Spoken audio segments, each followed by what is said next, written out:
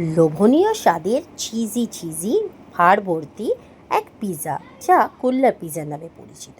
আজ বানিয়ে নিলাম আমি সেটা। চলো তবে দেখে নেওয়া যাক।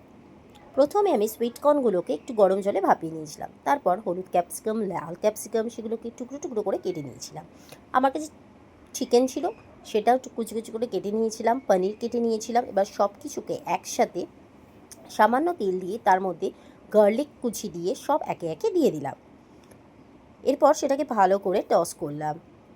তন্দুরি মেয়ো দিয়ে, এমনি মেয়ো দিয়ে সব কিছুকে, আর অবশ্যই কিন্তু পাউরুটির সাদা অংশটা দেবে। ভালো করে টস করা হয়ে গেল। পরিমাণ মতন যে যতটা পরিমাণ ঝাল খাবে সেই রকম ওর চিলি ফ্লেক্স দেবে। তারপর মাটির ভাঁড়গুলোকে দিয়ে রেখেছিলাম, ভিজিয়ে রেখেছিলাম। তারপর সেগুলোকে ভালো করে মুছে তার মধ্যে পুরটা দিলাম, তার ওপর আবার দিলাম একটু চিজ, তার উপর আবার পুরটা দিলাম, তারপর আবার দিলাম মোজারেলা চিজ। তারপর ওপর দিয়ে আমি দিয়ে দিলাম অরিগ্যানো আর চিলি ফ্লেক্স। এবার সেটাকে আমি একটা গরম জল ভাপে বসিয়ে নিয়েছিলাম, তার ওপর সাজিয়ে দিলাম আর ওপর থেকে ঢেকে দিলাম। আর রেডি হয়ে গেল এক লোভনীয় স্বাদের ভাঁড়ের মধ্যে করে পিৎজা। অবশ্যই তোমরাও ট্রাই করো এই পিৎজাটা।